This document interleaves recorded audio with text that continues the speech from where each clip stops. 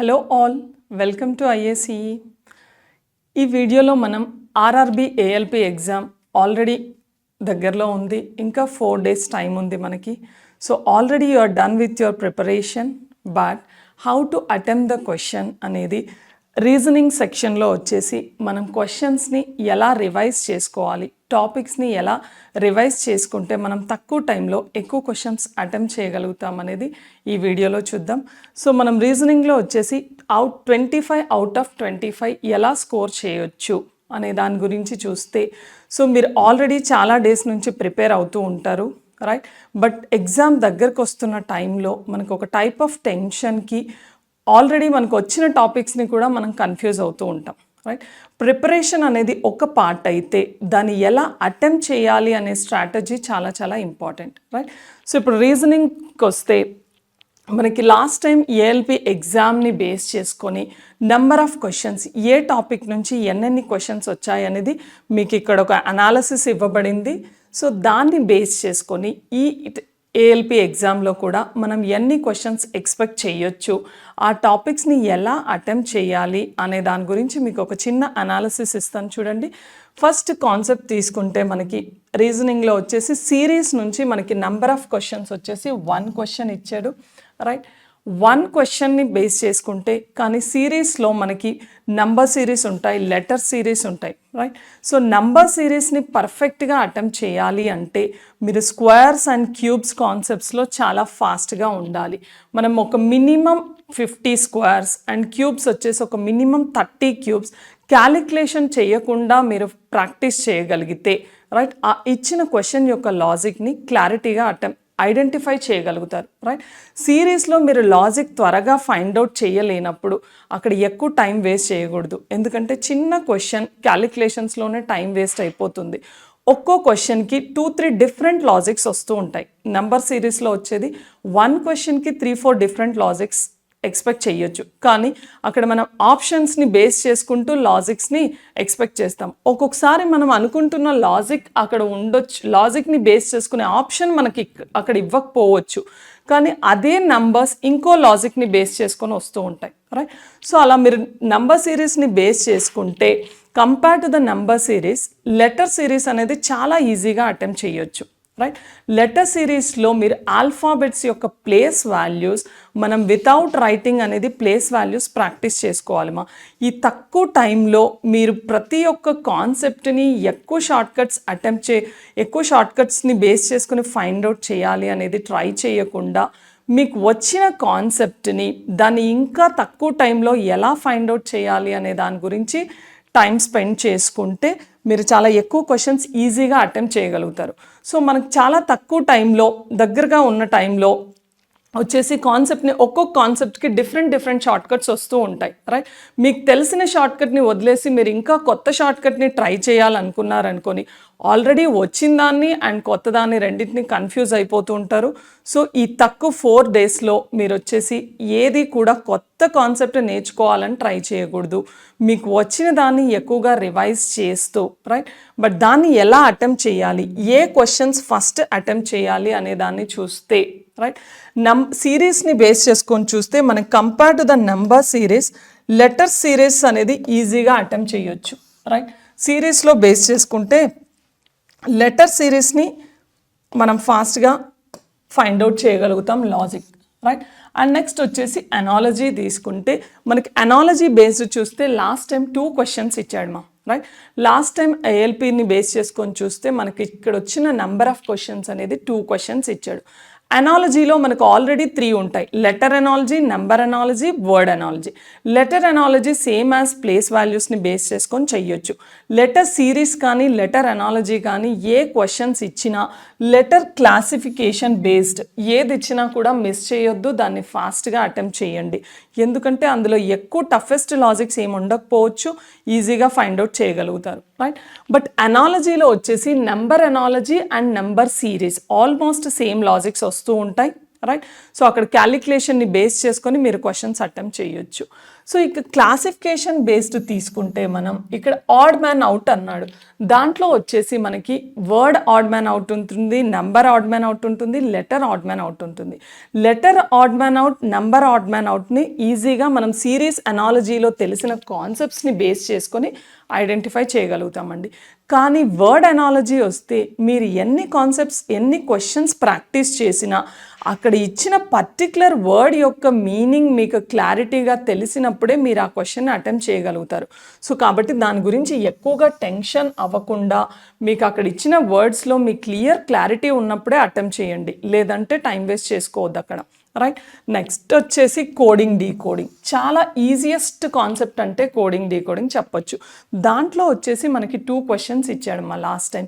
So coding డీకోడింగ్లో మనకి different type of models ఉంటాయి. మీరు ఏ మోడల్ ఇచ్చినా కూడా క్వశ్చన్ చూడగానే నంబర్ టు వర్డ్ లాజిక్ అయితే మీరు ప్లేస్ వాల్యూస్ని బేస్ చేసుకొని అటెంప్ట్ చేయొచ్చు. వర్డ్ టు నెంబర్ లాజిక్ ఇచ్చినప్పుడు ఒక్కసారి కొంచెం జాగ్రత్తగా చూసుకోవాలి. అవి లెఫ్ట్ వాల్యూస్ ఇచ్చాడా, రైట్ వాల్యూస్ ఇచ్చాడా, క్యాలిక్యులేషన్ బేస్ చేసుకొని ఫైండ్ అవుట్ చేయగలిగితే సరిపోతుంది. అండ్ నెక్స్ట్ వచ్చేసి మిస్సింగ్ క్యారెక్టర్స్ నుంచి లాస్ట్ టైం మనకి 1 క్వశ్చన్ ఇచ్చాడు, right. But missing characters and number series and mathematical operations ఈ 3 క్వశ్చన్స్ కూడా ఆల్మోస్ట్ సేమ్ మనకి క్యాలిక్యులేషన్ బేస్డ్ చేసుకొనే ఉంటాయి. అండ్ మ్యాథమెటికల్ ఆపరేషన్స్ అనేది చాలా ఈజియెస్ట్ కాన్సెప్ట్, రైట్. మీకు రైల్వేలో రీజనింగ్ వచ్చేసి మరీ ఎక్కువ డిఫికల్ట్గా ఏమి ఇవ్వడు, క్వశ్చన్స్ చాలా తక్కువ లోయెస్ట్ క్వశ్చన్సే ఇస్తాడు. బట్ దాన్ని ఎలాగూ చెయ్యగలుగుతాము అనేసి చాలామంది ఈ సెక్షన్ని చాలా లైట్ తీసుకుంటూ ఉంటారు. బట్ రీజనింగ్లో 25 అవుట్ ఆఫ్ 25 కంప్లీట్గా అటెంప్ట్ చేసినప్పుడే మీరు పర్ఫెక్ట్గా ఎగ్జామ్ని అటెంప్ట్ చేసినట్టు. ఎందుకంటే దీంట్లో కూడా మీరు క్వశ్చన్స్ మిస్ అయ్యారు అంటే అండ్ క్వాంట్ అదర్ సెక్షన్లో మళ్ళీ లాస్ అయ్యే ఛాన్సెస్ ఉంటాయి, రైట్. ఈజియెస్ట్ కాన్సెప్ట్ని మనం ఎక్కువ స్కోర్ చేయగలగాలి, రైట్. మ్యాథమెటికల్ ఆపరేషన్స్ వచ్చేసి క్యాలిక్యులేషన్సే కదా, ఏముంది చెయ్యొచ్చు ఏది ఇచ్చినా అనుకుంటారు చాలామంది. కానీ మనం ఒక ఈక్వేషన్ని క్యాలిక్యులేషన్ చేస్తున్నప్పుడు ఏదో ఒక ఆన్సర్ అయితే మనకు కరెక్ట్గా వస్తుంది. బట్ మ్యాథమెటికల్ ఆపరేషన్స్లో ఏ రూల్ని బేస్ చేసుకొని అప్లై చేయాలి, బాడ్మాస్ రూల్ని బేస్ చేసుకొని మనం క్లారిటీగా క్వశ్చన్స్ అటెంప్ట్ చేసినప్పుడే మీరు రైట్ వేలో వెళ్తున్నట్టు. ఎందుకంటే మనం రాంగ్ చేస్తున్న ఆప్షన్స్ కూడా మనకు అక్కడ కనిపిస్తూ ఉంటాయి. మన మెంటాలిటీ ఎలా ఉంటుంది అంటే ఆప్షన్ కనిపించినప్పుడు మనం అది రాంగ్ చేస్తున్నాము అనేది ఆలోచించాం మనం ఎక్కువగా. అక్కడ ఆప్షన్ కనిపించింది అంటే రైట్ వేలో అయినా వెళ్ళానని స్టిక్ చేసి వచ్చేస్తాం. కానీ తర్వాత ఆలోచిస్తే అది రాంగ్ అయ్యే ఛాన్సెస్ ఉంటాయి, రైట్. సో చిన్న చిన్న కాన్సెప్ట్ని కేర్ఫుల్గా చూసుకోవాలమ్మా. ఇంకా వచ్చేస్తే బ్లడ్ రిలేషన్స్. ఈ బ్లడ్ రిలేషన్స్లో గ్రూప్ ఆఫ్ మెంబర్స్ ఎక్కువగా ఇచ్చారనుకోండి, రైట్. సో దాన్ని కొంచెం అన్ని క్వశ్చన్స్ అటెంప్ట్ చేసిన తర్వాత లాస్ట్లో అటెంప్ట్ చేయడానికి ట్రై చేయండి. ఎందుకంటే బ్లడ్ రిలేషన్స్ అనేది చాలామంది కొంచెం కన్ఫ్యూజ్ అవుతూ ఉంటారు ఎక్కువగా, రైట్. మెంబర్స్ తక్కువగా ఇచ్చినప్పుడు కన్ఫ్యూజన్ ఏముండదు, ఈజీగా అటెంప్ట్ చేయొచ్చు, రైట్. అండ్ అడుగుతున్న పర్సన్ యొక్క జెండర్ క్లారిటీగా ఉందా లేదా చూసుకోండి. అక్కడ క్లారిటీగా ఉన్నప్పుడే మీకు ఏదో ఒక ఆన్సర్ క్లియర్గా వస్తుంది, లేదంటే మనకి male relation or female relation రావచ్చు. సో ఇది లాస్ట్లో అటెంప్ట్ చేస్తే బెస్ట్ మా. అండ్ నెక్స్ట్ వచ్చేసి డైరెక్షన్స్ ఆర్డర్ ర్యాంకింగ్ని బేస్ చేసుకొని క్వశ్చన్స్ అడిగాడు. మీరు ఒక్కసారి ఇక్కడ అనాలిసిస్ క్లారిటీగా అబ్జర్వ్ చేస్తే ప్రతి ఒక్క కాన్సెప్ట్ నుంచి ఒక క్వశ్చన్ టచ్ చేశాడమ్మా. ఏ కాన్సెప్ట్ కూడా మీకు రీజనింగ్లో వదిలేయలేదు. కాబట్టి సో మీరు రీజనింగ్లో ఈ తక్కువ టైంలో కాన్సెప్ట్ నేర్చుకోవాలి అనేది ట్రై చేయకుండా వచ్చిన కాన్సెప్ట్ని అండ్ కాన్సెప్ట్ వైజ్ క్వశ్చన్స్ కాకుండా మాక్ టెస్ట్లు రాస్తూ ఆ మాక్ టెస్ట్లు రాస్తున్నప్పుడు క్వశ్చన్ టు క్వశ్చన్ మీరు కాన్సెప్ట్ చేంజ్ అయిపోతూ ఉంటారు కదా. సో అప్పుడు మీరు ఆ తక్కువ టైంలో దాన్ని అనలైజ్ చేయగలుగుతున్నారా, అటెంప్ట్ చేయగలుగుతున్నారా అనేది ప్రాక్టీస్ చేసుకోండి.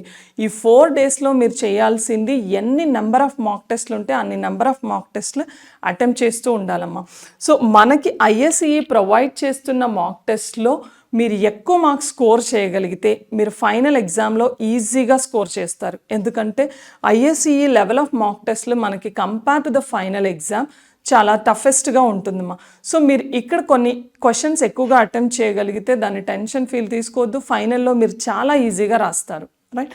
సో ఇప్పుడు దాన్ని బేస్ చేసుకుంటే మనకి డైరెక్షన్స్ ఆర్డర్ ర్యాంకింగ్ నుంచి కూడా 1 క్వశ్చన్ వచ్చింది. అండ్ ఈ ర్యాంకింగ్ ఆర్ డైరెక్షన్స్ అనేది చాలా ఈజియెస్ట్ కాన్సెప్ట్సే.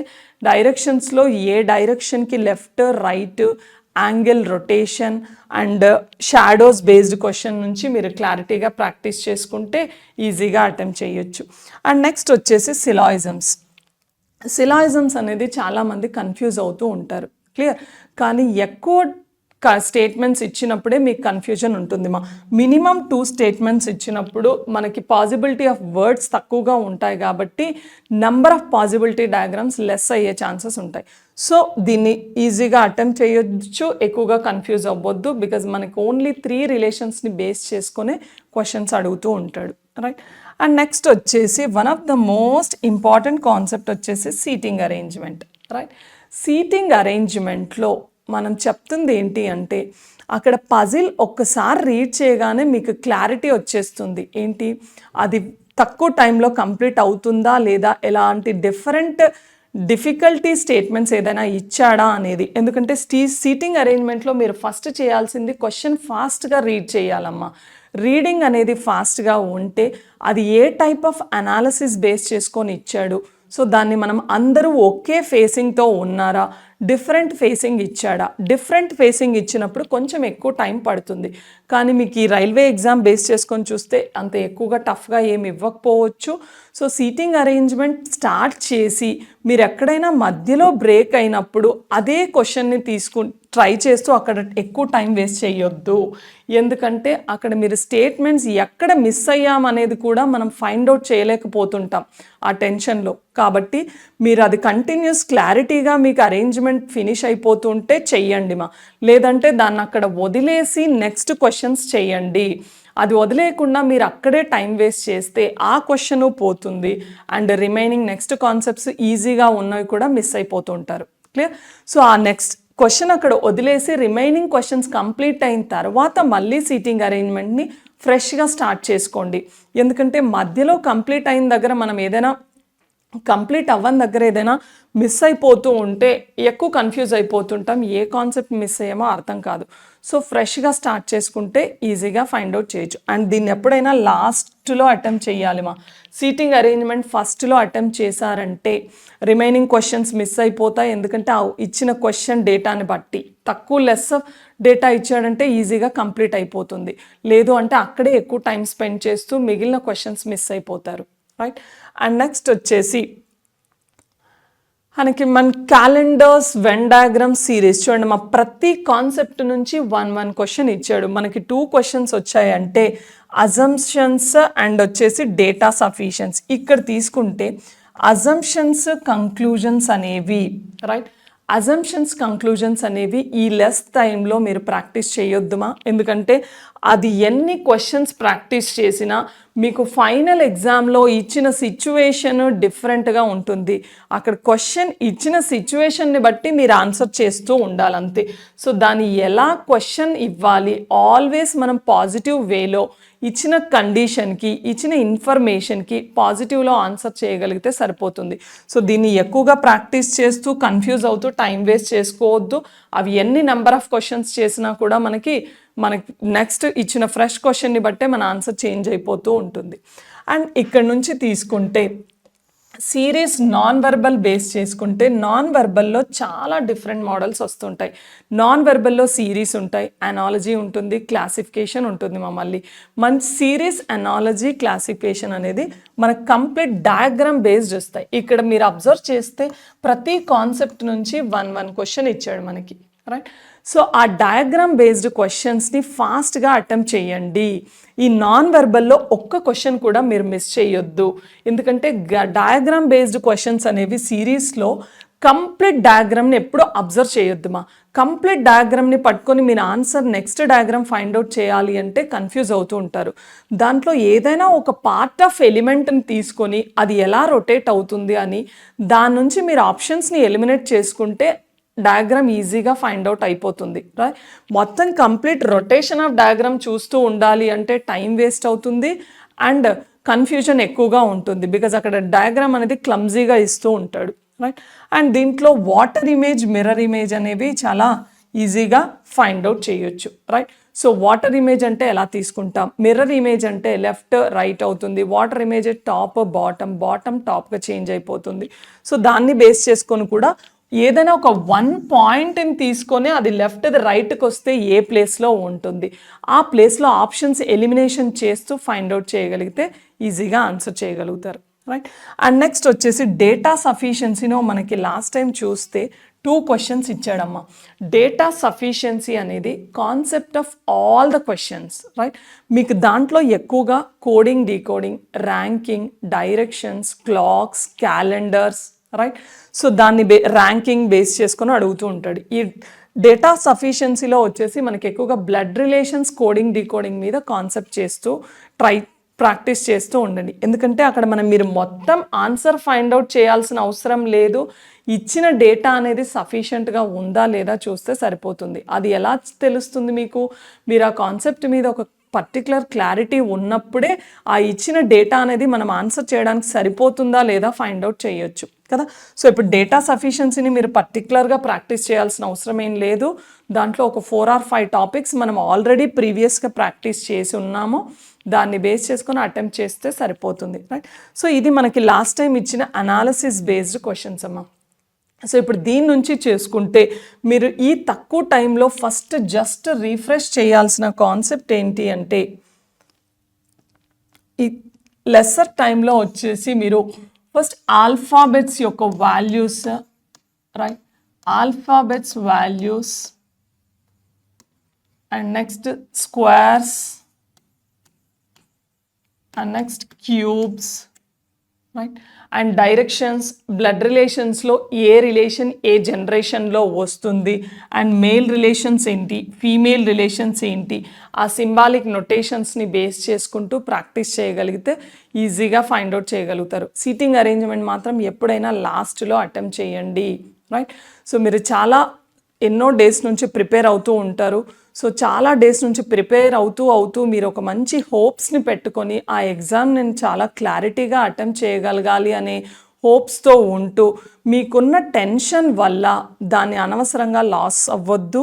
మీకు ఏది వస్తుందో అదే నేను రాస్తాను, నాకు వచ్చు అనే కాన్ఫిడెన్స్తో వెళ్ళండి.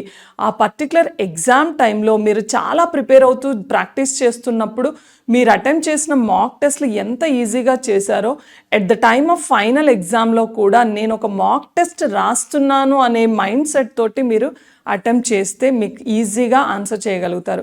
లేదంటే టెన్షన్ పడుతూ ఉన్నారంటే మీరు చిన్న క్వశ్చన్స్ లెఫ్ట్ రైట్లో కూడా కన్ఫ్యూజ్ అయిపోతూ ఉంటారు. అండ్ రీజనింగ్లో వచ్చిన మెయిన్ కాన్సెప్ట్ ఏంటి అంటే, ఫస్ట్ క్వశ్చన్ని క్లారిటీగా అర్థం చేసుకోండి. ఆ లెఫ్ట్ ఇచ్చిన స్టేట్మెంట్ ఎవరి రిలేటెడ్గా ఇచ్చారు, ఎవరిని అడుగుతున్నాడు అనేది థియరీ క్లారిటీగా అర్థమైతే క్వశ్చన్ ఈజీగా చేయొచ్చమ్మా, రైట్? సో ఇప్పటి వరకు మీరు చేసిన ప్రాక్టీస్ని ఈ 4 డేస్లో ఇంకా రిఫ్రెష్ చేస్తూ చాలా ది బెస్ట్గా అటెంప్ట్ చేస్తారనే హోప్తో మా ఐఏసీఈ మీ అందరికీ చెప్తుంది ఆల్ ద వెరీ బెస్ట్. ఎవరైతే సీరియస్గా ఆర్ఆర్బి ఏఎల్పి ప్రిపేర్ అవుతున్నారో వాళ్ళందరికీ ఐఏసీఈ తరపు నుంచి all the very best. Thank you.